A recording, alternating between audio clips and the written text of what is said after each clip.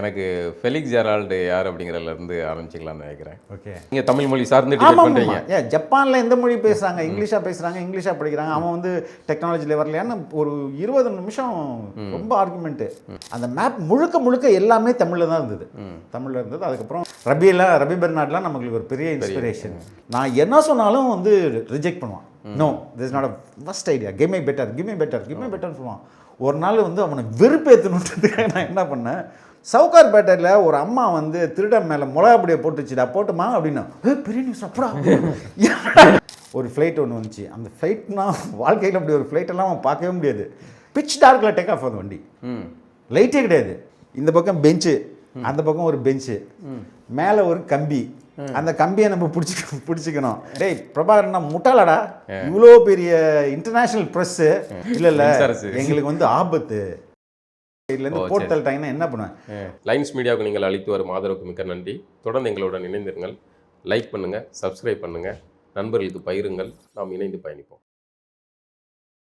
வணக்கம் நண்பர்களே, நம்ம விதவிதமான மனிதர்களுடைய கதைகளை கேட்டுக்கிட்டு இருக்கோம். அந்த வகையில் இன்றைக்கி நம்ம கூட உரையாடுறதுக்காகவும் அவருடைய கதைகளை நம்ம தெரிஞ்சுக்கிட்டதுக்காகவும் நம்ம கூட இணைந்திருப்பவர் நண்பர் ஃபெலிக்ஸ் ஜெரால்டு அவர்கள் வந்திருக்கிறார். வரவேற்போம். வணக்கம் தோழர். நல்லா இருக்கீங்களா? நல்லா இருக்கேன். சிறப்பு. உங்களை வந்து மீண்டும் அதே காலத்தில் பல்வேறு ஒடுக்குமுறைகளுக்கு நடுவில் மீண்டும் அதே காலத்தில் உங்களை பார்க்குறதுல மகிழ்ச்சியாக இருக்குது. எனக்கு ஃபெலிக்ஸ் ஜெரால்டு யார் அப்படிங்கிறதுலேருந்து ஆரம்பிச்சிக்கலாம்னு நினைக்கிறேன். ஓகே, ஃபெலிக்ஸ் ஜெரால்டு யார் அப்படின்னா, எங்கள் அப்பா வந்து ஒரு ஆசிரியர், ஞானப்பிரகாசம்னு சொல்லிட்டு. அம்மா வந்து எலிசபெத். நான் வந்து பிறந்தது வந்து தேவதானம்ன்ற ஒரு கிராமம். அதாவது எங்கே இருக்குன்னா, அது கம்யூனிஸ்ட் ரொம்ப அடர்த்தியாக இருக்கிற பகுதி. சித்தமல்லி, பெருகவாழ்ந்தான், அதுக்கப்புறம் இந்த களப்பால், இந்த ரீஜனில் இருக்குது. மன்னார்குடி தாலுக்காவில் வரும். பட் ஆனால் எங்கள் ஊரை சுற்றி கம்யூனிஸ்ட்டு, ஆனால் எங்கள் ஊரில் மட்டும் கம்யூனிஸ்ட் கிடையாது. ஏன்னா அது வந்து ஒரு கிறிஸ்தவ வில்லேஜ். சரி. அதனால் கம்யூனிஸ்ட்டுக்கும் அவங்களுக்கும் தொடர்பு இல்லை. காங்கிரஸ் ரொம்ப, ஆனால் அந்த பகுதிகளில் தானே நிறைய இந்த ஒடுக்குமுறை தொழிலாளர்கள் மீதான கடுமையான ரொம்ப விவசாய தொழிலாளர்கள் மேலே பயங்கரமான அடக்குமுறைகள்லாம் அங்கே தான் வந்து ஏவப்பட்டது. அதுதான் என்னுடைய அந்த டெரைனுடைய பேக்ரவுண்ட். முழுக்க எங்கள் அப்பா ஆசிரியர், எங்கள் தாத்தா ஆசிரியர், எங்கள் பெரியப்பா, சித்தப்பா எல்லாருமே ஆசிரியர். ஒரு 150-200 ஆசிரியர் வந்து எங்கள் சுற்றி எங்கள் குடும்பத்தில் இருப்பாங்க. இப்போயும் ஃபஸ்ட்டு ப்ரையாரிட்டி வந்து ஆசிரியர் தான். எங்கள் அக்கா, மை ஓன் சிஸ்டர் கூட ஆசிரியர் தான். இப்போ ஆசிரியர்கள் நிறைந்த ஒரு, ஏன்னா அதுக்கு காரணம் வந்து நான் பிறந்த ஊர்லேயே ஒரு பள்ளிக்கூடம் இருந்தது. அந்த பள்ளிக்கூடம் வந்து 8th வரை இருந்தது. நல்ல ஒரு போர்டிங் ஸ்கூல். அது அந்த காலத்தில் நிறைய பேர் வெளியூர்லேருந்து தான் வந்து படிப்பாங்க. நல்ல ஸ்கூல். அது ப்ரீட் பண்ணி விட்டது தான் நிறைய ஆசிரியர்கள். ஏன்னா அதிகபட்சம் அந்த காலத்தில் வந்து ஆசிரியருடைய கனவு தான் நிறைய பேர் இருக்கும். அங்கே தான் பிறந்தேன். பட் எனக்கு வந்து நான் ஒரு 6th ஸ்டாண்டர்ட் படிக்கும்போது எங்கள் அம்மா இறந்துட்டாங்க. எங்கள் அம்மா இறந்த பிறகு நான் தான் வீட்டுக்கு கடைசி பையன். எங்கள் அண்ணனுக்கும் எனக்கும் நிறைய வயசு வித்தியாசம், ஒரு 20க்கு மேலே வயசு வித்தியாசம். அப்பா, அவங்க வந்து அப்போ எத்தனாவது குழந்தை? நான் 3வது குழந்தை. எங்கள் அண்ணன் இப்போ வந்து கல்லூரி முடிச்சுட்டு இங்கே வந்து சென்னையில் ஒர்க் பண்ணுறாங்க. நான் இப்போ 6th படிக்கிறேன். எனக்கு இடையில ஒரு அக்கா இருக்கிறாங்க. அவங்க வந்து பக்கத்து ஊரில் வந்து 10th படிக்கிறாங்க. நான் எங்கள் அப்பா அம்மா 3 பேருமே எங்கள் வீட்டில் இருந்தோம். அப்போ அம்மா இறந்த பிறகு என்னுடைய லைஃப் வந்து பிரச்சனை ஆகிடுமேன்றதுக்காக என்னை சென்னைக்கு கூப்பிட்டு வந்தாங்க படிக்கிறதுக்கு. இப்போ 6thலேருந்து சென்னைக்கு வந்துட்டேன். 6th வந்து SIT பாய்ஸ் ஸ்கூல்னு ஒன்று இருக்குது, அங்கே படித்தேன்.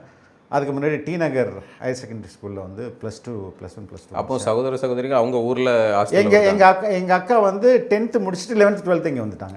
அப்போ நாங்கள் 3 பேரும், நானும் எங்கள் அக்காவும் அண்ணன் கூட இங்கே சென்னையில் இருக்கோம். அப்பா மட்டும் தனியாக இருந்தாங்க. அப்பா வந்து தலைமை ஆசிரியர் மட்டும் இல்லாமல் எங்கள் ஊர் கோயில் பஞ்சாயத்தெல்லாம் இருக்கும்ல, அதுக்கு அவர் தலைவரும் கூட. ரொம்ப வருஷமாக அவங்க தான் இருந்திருந்தாங்க. அதுக்கப்புறம் அது எல்லாத்தையும் நிலங்கள்லாம் இருந்தது இல்லையா, அதெல்லாம் கொஞ்சம் டிஸ்போஸ் பண்ணிவிட்டு மொத்தமாக சென்னைக்கு செட்டில் ஆகிடலாம் அப்படின்ற மாதிரி சென்னைக்கு வந்துட்டோம். வந்துட்ட பிறகு அப்பா ரிட்டையர்ட் ஆன பிறகு அப்பா மட்டும் வந்தாங்க. வந்து இங்கே இருந்தாங்க. அப்படியே கல்லூரியில் படித்தேன், லோயலா கல்லூரியில் படித்தேன். அங்கே வந்து ஒரு 3 ஆண்டுகள் MA அங்கே முடிச்சிட்ட பிறகு ஒரு 3 வருஷம் அங்கே கல்லூரியில் லெக்சராகவும் ஒர்க் பண்ணேன். பார்ட் டைம் லெக்சரர் மாதிரி ஒர்க் பண்ணேன். அப்போ அந்த ஆசிரியர் இது வந்து அங்கே அந்த ஃபேமிலிக்குள்ளே நம்ம வாத்தியார் வந்துடணும்ல. அப்போ ஒரு 3 வருஷம் என் மனைவியும் வந்து அவங்களும் MPhil முடிச்சுட்டு அங்கே லெக்சராக இருந்தாங்க. என் மாமனார் வந்து இங்கிலீஷ் டிபார்ட்மெண்ட் ப்ரொஃபஸராக இருந்தார் அதே காலேஜில். ஸோ அங்கே அந்த பக்கமும் வந்து அதே ஆசிரியர் ஏதோ ஒரு வகையில் உங்களை ஆசிரியர் தொடர்பு வந்து வந்துட்டே இருக்குது. அப்போது அதுக்கப்புறம் வந்து என்டிடிவியில் ஒரு ஆஃபர் வந்தது. அப்போ தான் நான் ஜாயின் பண்ணேன். என்டிடிவியில் ஜாயின் பண்ணல. உங்களுக்கு இந்த ஆசிரியர் பணியில் இருக்கும்போது மீடியாக்குள்ள ஆர்வம் அப்போ தான் சேட்டலைட் மீடியா வருது. சேட்டலைட் மீடியா வந்து வருது. ரபி பெர்னாட்லாம் நமக்கு ஒரு பெரிய இன்ஸ்பிரேஷன்.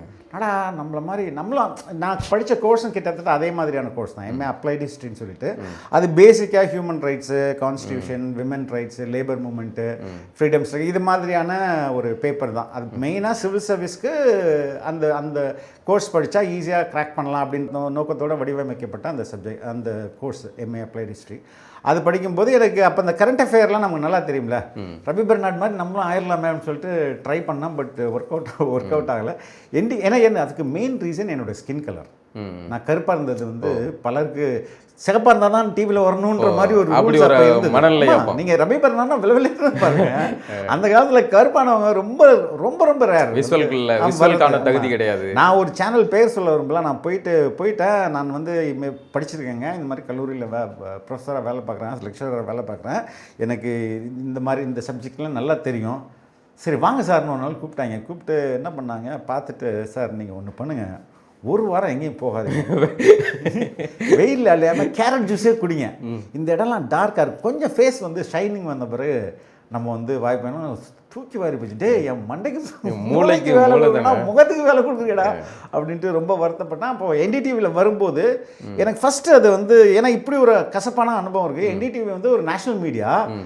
அங்கே பேசிக்காகவே எல்லாரும் வெள்ளையாக இருப்பாங்க. நம்மளை என்னடா எப்படா நம்மளை வந்து அந்த ஒரு முதல் முறையாக நான் வந்து ஒரு அந்த ஒரு காம்ப்ளெக்ஸ் எனக்கு காம்ப்ளெக்ஸ் வந்தது. அதுக்கப்புறம் அங்கே போனேன் எங்கள் பாஸே கருப்பாக இருந்துச்சு. சரிடா அப்பா கொஞ்சம் சந்தோஷம் நமக்கு. இந்த ஸ்கின் டோன் இங்கே வந்து இது பண்ணாங்க பிரச்சனையாக இருக்குன்னு first round interview, second round interview, third round இன்டர்வியூவில் அவர் எங்கள் என்டிடிவியோடைய வைஸ் பிரசிடென்ட் வராரு. அவர் வந்துட்டு கேள்விகள் கேட்குறாரு. அப்போ வந்து இந்த தாய்மொழி கல்வி தான் வந்து பிரதானமாக பிரச்சனையாக இருந்தது. 1 to 5th வரையும் எல்லாரும் தமிழில் படிக்கணும் அப்படின்ற மாதிரி கருணாநிதி வந்து தமிழ் படிக்கணுன்ற மாதிரி சட்டம் போட்டிருந்தாங்க. அந்த டைமில் அவர் என்கிட்ட டிபேட் பண்ணுறாரு. நானும் வீட்டில் டிபேட் பண்ணுறேன். நான் சொல்கிறேன், நீங்கள் தமிழ் மொழி சார்ந்து டிபேட் பண்ணுறீங்க. ஜப்பானில் எந்த மொழி பேசுகிறாங்க, இங்கிலீஷாக படிக்கிறாங்க, அவன் வந்து டெக்னாலஜியில் வரலையான்னு ஒரு 20 நிமிஷம் ரொம்ப ஆர்குமெண்ட்டு. எங்கள் வீட்டில் போய் பெருமையாக சொல்கிறேன், இது மாதிரி வந்தார், எனக்கும் அவருக்கும் டஃப்பாக இருக்கு. அவர் வந்து ஹிந்திக்காரு, அடாப்பா அவன்கிட்ட போய் ஆர்கியூ பண்ணுவேன், ஏன் இது மாதிரிலாம் பண்ண, இத்தனை இன்டர்வியூ கிளியர் பண்ணிட்டு கடைசியில் இப்படி பண்ணிட்டேன், இதனால் வேலை கிடைக்குது, கிடைக்காம போனால் போயிட்டு போது விடுங்க அப்படின்னு சொல்லிட்டு விட்டேன் நான். அதுக்கப்புறம் வந்து ஃபைனல் இன்டர்வியூக்கு கூப்பிட்றாங்க.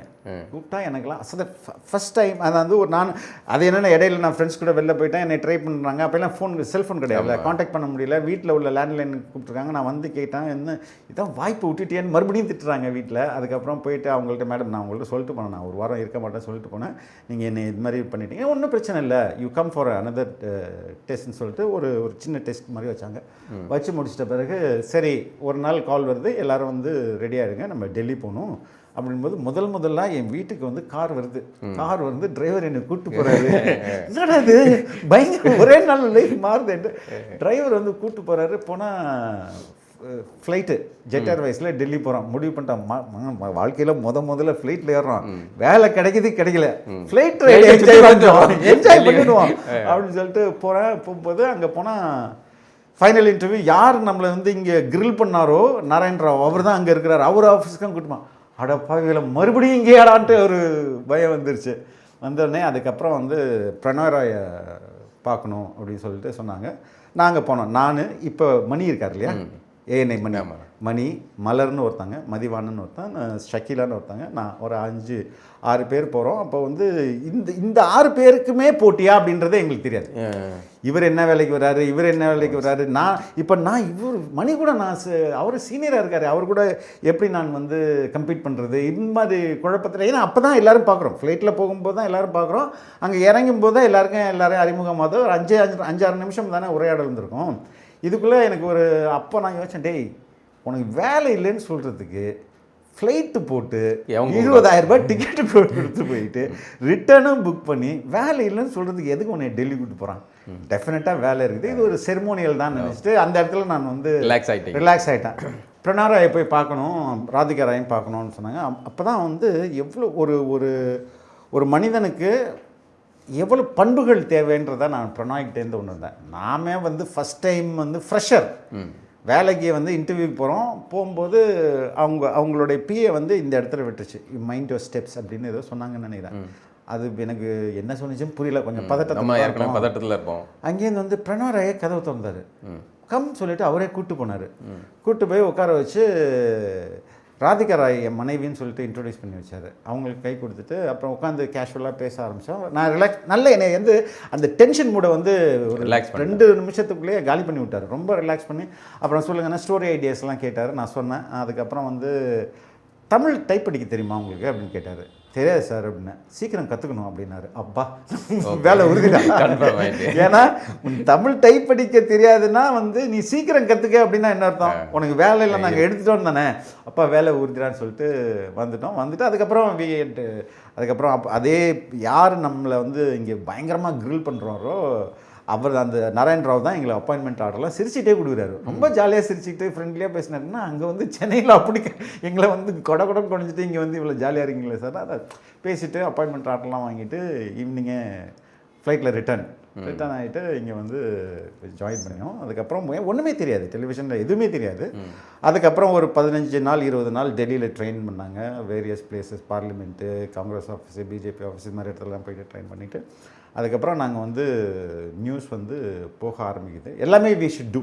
என்டிடிவியை பொறுத்தவரையும் நீங்கள் வந்து அந்த ஸ்டோரியை கன்சீவ் பண்ணுறதுலேருந்து அதை ஷூட் பண்ணி அதுக்கு ஸ்கிரிப்ட் எழுதி எடிட் பண்ணி அது ஏரில் போகிறது வரை நீங்கள் யூ ஷுட் பி ரெஸ்பான்சிபிள். அது மாதிரியான ஒரு அப்போது அங்கே வந்து நிறையா மற்ற சேனலில் எப்படி இருந்துச்சுன்னா இப்போவும் அப்படி தான் இருக்குதுன்னு நினைக்கிறேன். ரிப்போர்ட்டர் போவார், ஃபோன்லேயே தகவலை கொடுத்துருவார். கேமராமேன் எடுத்துகிட்டு போய் டேப்பை கொடுத்துருவாங்க. கொடுத்துட்ட பிறகு அந்த சப் எடிட்டர் வந்து அவர் ஒரு ஸ்கிரிப்டை அடித்து போட்டு எடிட்டருக்கு அனுப்பிச்சிடுவாங்க. எடிட்டர் அந்த ஸ்கிரிப்டை பார்த்து அதுக்கேற்ற மாதிரி ஷார்ட்டை போட்டு அனுப்பிச்சிடுவாங்க. அப்போ இதில் ஓனர்ஷிப்பே இருக்காது, ஒரு க்ரியேட்டிவும் இருக்காது. ஆனால் இங்கே வந்து அப்படி கிடையாது. இல்லை, நம்மளே ஃபுல்லாக அங்கே போகும்போது எல்லா இடத்துலையும் நம்ம வந்து பழகணும். ஸ்கிரிப்ட் எழுதுறது எப்படின்னு கற்றுக்கணும். ஐயோ, சுனில் பிரபுன்னு ஒருத்தர் இருக்கான், இப்போயும் is covering prime minister office. அவன் வந்து என்டிடிவியோடைய ஸ்பெஷல் கரஸ்பாண்டன்ட் ஃபார் டெல்லி. ஆனால் அவன் வந்து இன்புட் எடிட்டராக இருப்பான். ஒரு வாரத்தில் 3 நாள் தமிழ் நியூஸ்க்கு. அவனுக்கு தமிழ் எழுதுபடியவே தெரியாது. நம்ம நடத்துறது தமிழ் நியூஸு. ஸ்கிரிப்டை வந்து இங்கிலீஷில் அடிக்கணும். இங்கிலீஷில் அடித்து அதை கொடுக்கணும். அதை படித்து பார்த்துட்டு கேவலமாக இருக்குன்னு பிச்சு மூஞ்சிலே போடுவான். மனசு நொந்து போயிடும். சரி, ரிசைன்மெண்ட்டு போயிடலாமான்னா கூட தோணுச்சு. எல்லாருக்குமே, எனக்கு மட்டும் இல்லை, எல்லாருக்கும் அப்படி தான் தோணும். நான், சுவாமிநாதன், சண்முக சுந்தரம், இப்போது ஹிஸ் ஹெட்டிங் சத்யம் டிவி ஹெட் பண்ணுறாங்களா சண்முக சுந்தரம். அதுக்கப்புறம் வந்து சுவாமிநாதன் இப்போ பிபிசியில் இருக்கான். ராஜ்வின்னு ஒருத்தன் யூஎஸில் இருக்கான். இது மாதிரி நான் அது ஒரு 6 கோபிநாத், கோபிநாத், இது நாங்கள்லாம் வந்து ஒரு பேட்சில் ஒரு ரிப்போர்ட்டர்ஸ். எல்லாருக்குமே இந்த பிரச்சனை. என்னடா ஸ்கிரிப்டை போட்டு என்ன எழுதுனா அவனுக்கு பிடிக்கும் அப்படின்னு எங்களுக்கு தெரியல. அதுக்கப்புறம் ஸ்டோரி ஐடியாஸ் காலையில் போய் சஜஸ்ட் பண்ணோம். ஒருத்தரும் 3 ஸ்டோரி ஐடியாஸ் சஜஸ்ட் பண்ணோம். அதை வந்து ஓகே இதுக்கு நீ இதுக்கு போகாத அப்படின்னு சொல்லிட்டு சொல்லுவான். நான் என்ன சொன்னாலும் வந்து ரிஜெக்ட் பண்ணுவான். No, this is not a first idea, give me பெட்டர்னு சொல்லுவான். ஒரு நாள் வந்து அவனை வெறுப்பேற்றணுன்றதுக்காக நான் என்ன பண்ணேன், 3 நியூஸ் 2 பொலிட்டிக்கல் சொன்னேன். 3வது வந்து சவுகார்பேட்டையில் ஒரு அம்மா வந்து திருடன் மேலே மிளகாப்பொடியை போட்டுச்சுடா, போட்டுமா அப்படின்னா பெரிய நியூஸ். அப்படா நம்ம கலாய்க்கிறதுக்கு சொன்ன நியூஸை பெரிய நியூஸ் போடான்றானேன்னா எனக்கு ஒன்றுமே புரியல. ஏன்னா ஐ வெண்ட் அண்ட் கவர்ட். அது வந்து எங்கன்னா ஒரு நாள் ஃபுல்லாக என்டிடிவி டெல்லியிலே போயிருந்துச்சு. அப்போ தான் எனக்கு ஓகே நியூஸ் உண்மையான நியூஸ். நான் இவனுக்கு அது வந்து மொக்க நியூஸ் நினச்சிட்டேன். ஓ சரி, இதெல்லாம் எங்கே ஓகே பண்ண போகிறான் அப்படின்னு சொல்லிட்டு நான் சொன்னேன். ஆனால் வந்து அவன் ஓகே பண்ணிட்டான். அது அன்றைக்கி ஃபுல்லாக வந்து டெல்லியில் போகுது. அப்போது இங்கே தமிழ்லேயும் போகுது, நேஷ்னல் நியூஸ்லேயும் போகுது. அப்போ எனக்கு வந்து நியூஸை பற்றிய புரிதல் வந்து மாறிடுச்சு. ஓகே, பாலிடிக்ஸ் மட்டும் இல்லை. அதுக்கப்புறம் அவன் டார்ச்சர் இன்னும் குறையல. ஓகே, இப்படியே தான் இருக்குது. இதுக்கு இடையில நாங்கள் வந்து ஸ்ரீலங்கா போயிட்டோம் அவங்க கூட நியூஸ் கவர் பண்ணுறது. அங்கே நானும் அவனு மட்டும்தான். இவன் இப்போ நான் என்ன யோசிச்சு பாருங்க. ஆனால் அவ்வளோ டார்ச்சர் பண்ணுவான்ல.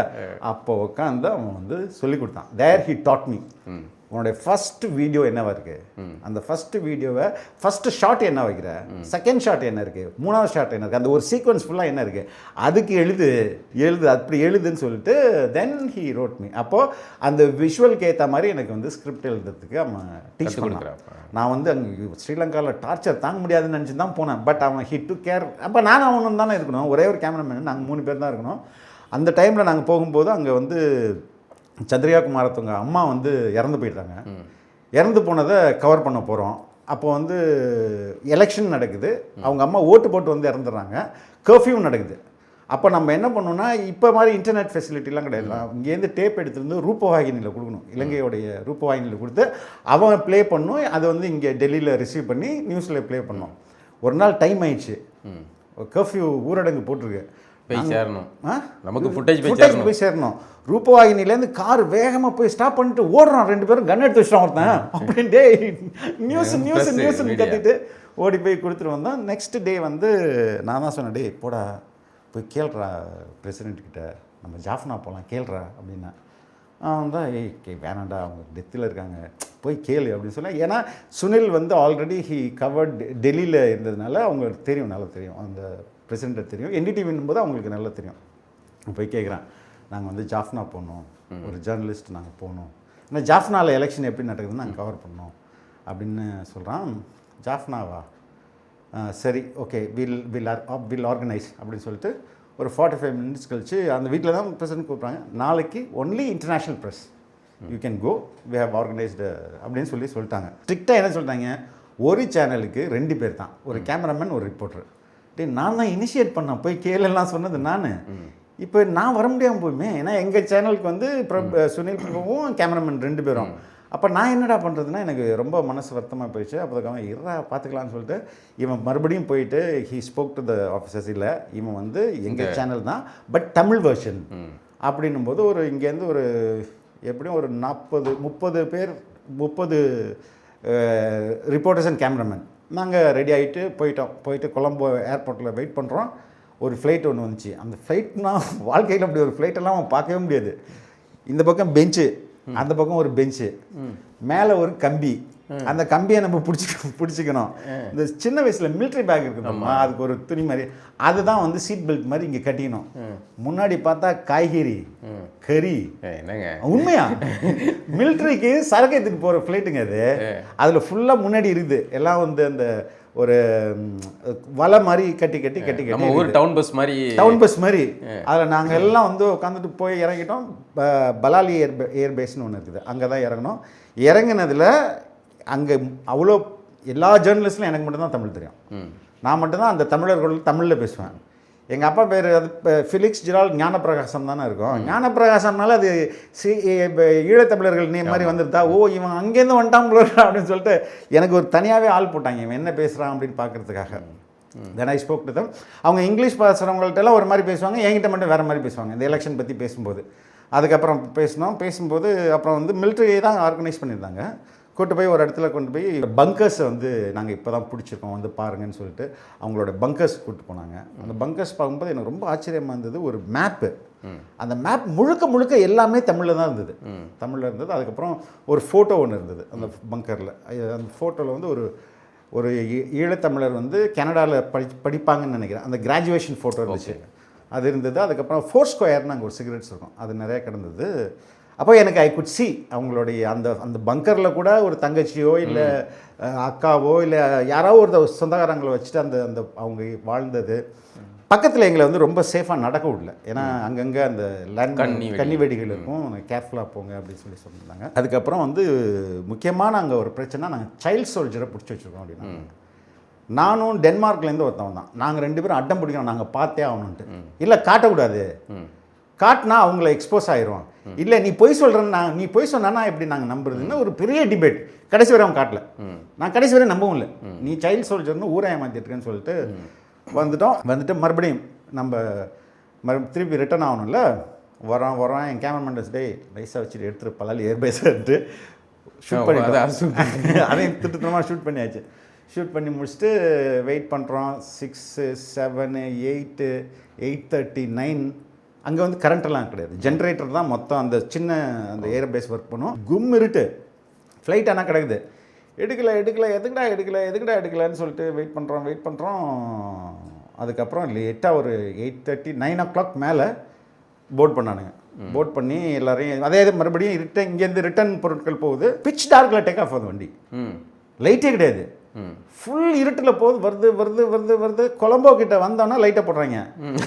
லைட்டை போட்டோன்னா ஏன்டா அவனை இல்லை எங்களுக்கு வந்து ஆபத்து சைட்லேருந்து போட்டு தள்ளிட்டாங்கன்னா என்ன பண்ணுவேன்.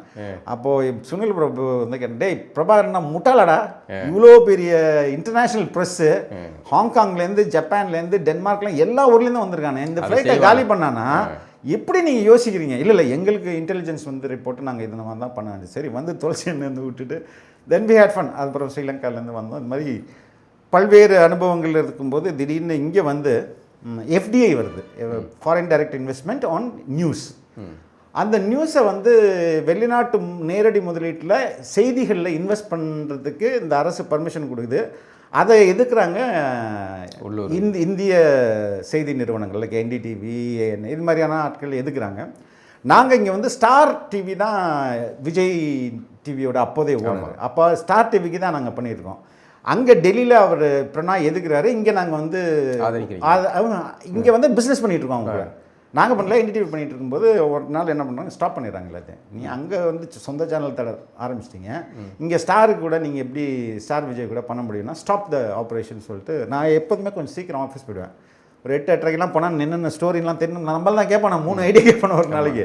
அதனால் அதுக்காக எல்லாம் பார்க்குறதுக்காக கொஞ்சம் சீக்கிரம் போய்டும். ஒரு நாள் ஃபேக்ஸ் வருது. ஃபேக்ஸ் வந்தோடனே நாளையிலேருந்து விஜய் செய்திகள் நிறுத்தப்படுதுன்னு சொல்லிட்டு ஃபேக்ஸ் எனக்கு வந்துச்சு. அது வருது. நான் இப்போதும் முன்னாடி அப்போல்லாம் ஃபேக்ஸில் தானே செய்தி வரும், மற்ற அரசு நிறுவனங்கள்லேருந்தோ இங்கேருந்து ஃபேக்ஸ் மூலமாக தானே. அதனால் ஏதோ ப்ரெஸ் இன்வைட் ஃபேக்ஸ் போல இருக்குன்னு போய் பார்த்தா இப்படி ஒரு ஃபேக்ஸ், ஐயோ என்னடா இதுன்னு சொல்லிட்டு உடனே எங்கள் மேடம் கால் பண்ணி இது மாதிரி, அது மேடம்ன்றது ஜெனிஃபர் அருள்னு சொல்லிட்டு கேள்விப்பட்டிருப்பீங்க நினைக்கிறேன், IG அருளுடைய மருமகள். அவங்க தான் வந்து ஹெட். அப்போ கால் பண்ணேன், உடனே வரேன்னு சொல்லிட்டு அவங்க வந்து வந்தாங்க. வந்து பார்த்துட்டு உடனே டெல்லிக்கு பேசினாங்க. டெல்லிக்கு போய் they went to the court. ஒரு 15 நாள் நமக்கு வந்து டைம் அப்படின்ற மாதிரி 15 நாள் க்ளோஸ் பண்ண போகிறாங்க அப்படின்றது முடிவாயிடுச்சு. பை த டைம் எனக்கு கல்யாணம் ஆயிடுச்சு. நான் வந்து வீடு வாங்கிட்டேன், கார் எல்லாம் இதை நம்பி. ஏன்னா NDTV மாதிரி அப்போது அற்புதமான கம்பெனி வந்து இல்லை இந்தியாவில். நீங்கள் 31ஆம் தேதி ATMல கார்டு போட்டிங்கன்னா காசு இருக்கும். ரெண்டாவது போனஸ்ன்னு ஒன்று தருவாங்க, எல்லாருக்கும் ஒரே போனஸ். அது தீபாவளி அன்னைக்கு நீங்கள் ஸ்வீப்பராக இருந்தாலும் 50,000 ரூபாய், நீங்கள் வந்து ஹெட்டாக இருந்தாலும் 50,000 ரூபாய், எல்லாருக்கும் ஒரே போனஸ் வரும். அந்த போனஸ்லாம் பெரிய காசு இல்லையா, நம்ம நார்மலாக இருக்கவங்களுக்கு. இப்போ எனக்கு வந்து ஒரு முறை 55,000 ரூபாய் வந்துச்சு போனஸ்ன்றது. நான் அந்த பீரியடில் நான் சொல்கிறது ஒரு 20 வருஷத்துக்கு முன்னாடி. அப்போ செம காசு இல்லதுலாம். அப்போது அப்படி ஒரு கம்பெனியில் வந்துட்டு நம்மளுக்கு எல்லாமே இருக்கும்போது நான் காரு வீடு இதெல்லாம் வாங்கியாச்சு, குழந்தை பிறந்துச்சு. இப்போது அடுத்த ஒரு வாரத்தில் வேலை இல்லைன்னும் போது என்னதுக்கு ஆகும், ஆஃபீஸே வந்து மேக்கப் ரூமில் பார்த்தா 2 பேர் அழுதுட்டு இருப்பான், ஸ்டுடியோவில் போனால் ஒருத்தன் அழுதுட்டு இருப்பான், எல்லோரும் இப்படியே சோகமாகவே இருந்தது. என்னடா பண்ணுறது அப்படின்னு சொல்லிட்டு அப்போ தான் வந்து சன் டிவிலேருந்து வி காட் அன் ஆஃபர் மாதிரி, நீங்கள் அப்படியே டீமாக வந்தாங்க. அவங்க என்ன பண்ணாங்க, டெக்னீஷியன்ஸாக தான் கேமராமேன் எடிட்டர்ஸ் எல்லாத்தையும் டெல்லிக்கு அப்சர்வ் பண்ணிக்கிட்டாங்க. ஏன்னா டெல்லி பாம்பே அவங்களுக்கு. இப்போ நாங்கள் வந்து தமிழ் மட்டும்தான் எங்களுக்கு தெரியும், மற்ற லாங்குவேஜ் இங்கிலீஷ் தெரியும், பட் அவங்க எங்களை விரும்பலை. அதனால் நீங்கள் ஆல்ரெடி அங்கே இருக்காங்க, ஆளுகள் இருப்பாங்க. அதனால் சார் அப்படியே நாங்கள் டீமாக ஒரு 8 பேர். அதே இப்போ சுவாமிநாதன், நான், திருஞானம்ட்டு, அதுக்கப்புறம் ஜெகதீஷ், ஒரு 7-8 பேர் we went to Sun News. Gopinath அப்போ அவங்க கோபிநாத் அந்த டைமில் விஜய்கிட்ட அந்த நீயா நானா இல்லை மக்கள் யார் பக்கம்னு ஒரு ஷோ வருது, அதுக்கு வந்து தனியாக போகிறார், என்னைய கூப்பிட்றாரு. எனக்கும் அங்கே இருந்தது. நான் வந்து நீ நானும் தப்பிச்சிக்கலாம், மற்றவங்களாம் என்ன பண்ணுவேன், நம்ம ஈஸியாக போயிடலாம்.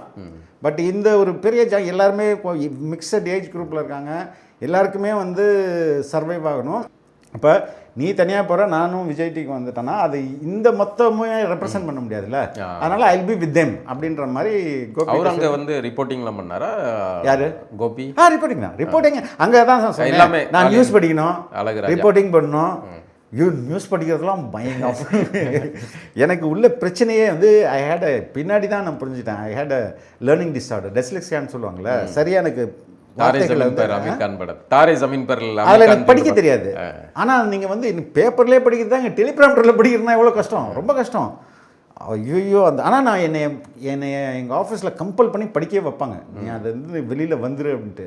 படிக்க வச்சாகணும். எல்லாம் பிசிஆர் க்ரூலாம் இன்னைக்கு ஃபீலிங்ஸ் ஆங்கரிங்னா எல்லாம் டென்ஷன் ஆகிடுவாங்கன்னா எத்தனை டேக் வாங்குறது? 50 டேக் 60 டேக்லாம் வாங்கும். ஐயோ அது மாதிரி ரொம்ப அது மட்டும் எனக்கு இன்னுமே அலர்ஜி.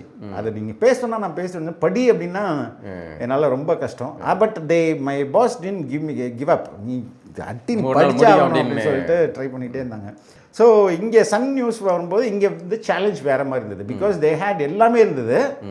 ஆனால் பழைய காலத்தில் ஒர்க் பண்ணுற மாதிரி பழைய தூர்தர்ஷன் ஸ்டைலில் அவங்க ஒர்க் பண்ணியிருந்தாங்க. என்னடா அது இப்போது சன் எல்லாமே they have everything they had. ஆனால் வந்து அந்த ஒர்க்கிங் ஸ்டைல் வந்து ரொம்ப பழைய காலத்தில் இருந்தது. எப்படின்னா ஒரு நியூஸ் படிப்பாங்க, அது லேயரில் போவோம், மறுபடியும் நாங்கள் படிச்சுட்டு வந்து 24 மணி நேரம் இப்படி படிச்சுட்டு வர முடியுமா? அப்போ இந்த மாடர்ன் செட்டப் அவங்கள்ட்ட இல்லை. இதெல்லாம் நாங்கள் வந்து என்டிடிவியில் ட்ரெயின் ஆனோம். ட்ரெயின் ஆகி அப்புறம் கலாநிதி மாறன்ட்ட போய் எக்ஸ்பிளைன் பண்ணோம். இது மாதிரிலாம் சரி உனக்கு என்ன வேணும், இவ்வளோ கம்ப்யூட்டர்ஸ் வேணும், இவ்வளோ திங்ஸ் வேணும், இந்த ரூமில் இவ்வளோ ஓகே டன் சொல்லிட்டு வித்தின் 2-3 டேஸில் எல்லாத்தையும் கொடுத்துட்டாரு. கொடுத்துட்ட பிறகு தென் ஒரு ப்ராப்பர் 24 hours நியூஸ் சேனல் எப்படி ரன் பண்ணணும் அப்படின்றத சன் நியூஸ் கன்வெர்ட் பண்ணோம். அந்த டைமில் வந்து நிறைய ஈவெண்ட்ஸ் நடந்தது. ஃபஸ்ட்டு வந்து கும்பகோணம் அந்த ஸ்கூல் குழந்தைங்க, ஆமாம், அதை வி கவர்டு. அதில் டிஆர்பி ரேட் ரொம்ப நல்லா போச்சு. அப்போ தான் வந்து கூப்பிட்டு முதல்ல டிஆர்பி ரேட்டிங்குள்ளே இப்போ தான் சேனல் வந்துருது, இது நீங்கள் நல்லா மெயின்டைன் பண்ணி கொடுங்கன்னு சொல்லிட்டு அது அப்புறம் போச்சு. அப்புறம் அங்கே சம் இஷ்யூஸ் வந்தது. அங்கேருந்து நான் வெளில வந்துட்டு கொஞ்ச நாள் நான் ஃப்ரீலான்ஸாக ஒர்க் பண்ணியிருந்தேன். தூத்துக்குடி, திருச்சி, சென்னை, சிங்கப்பூர், துபாய், இது எல்லா இடத்துக்கும் போய் காசை கலெக்ட் பண்ணோம். நீங்கள் ஒரு தேவ பிள்ளையா? அப்பவே தெளிவு, நோ ஆண்டவரே இவர் செய்வது சரியில்லை ஆண்டவரே. காசு வரும்போதுலாம் ஏதோ ஒரு குறை சொல்கிறாருன்னு வைங்களேன். இப்போ அஜித் படம் ஒன்று வந்து தமிழ்நாட்டில் ரிலீஸ் ஆகாமல் போயிடுச்சு, மலேசியாலலாம் ரிலீஸ் ஆச்சு. அந்த வீடியோ ஒருத்தன் எடுத்து கொடுத்தான், சார் இது போடுங்களா, ஒரு 20-30 செகண்ட் தான் நினைக்கிறேன். ஜில்லாவில் வந்து ஜில்லா படத்தில் தான் பிரச்சனை போல இருக்குது. அதை பற்றி ஃபுல்லாக விஜய் பேசுகிறாரு. ஆடியோ லான்ச்சில் எப்படி பேசுவாரோ அதே மாதிரி நான் சின்ன வயசில் என்னை வந்து 20 காசு மூஞ்சி அப்படின்லாம் கிண்டல் பண்ணாங்க, நான் அவ்வளோ அவமானத்தை சந்தித்தேன் இப்போ அப்படின்னு சொல்லிட்டு ஃபுல்லாக பேசுகிறாரு.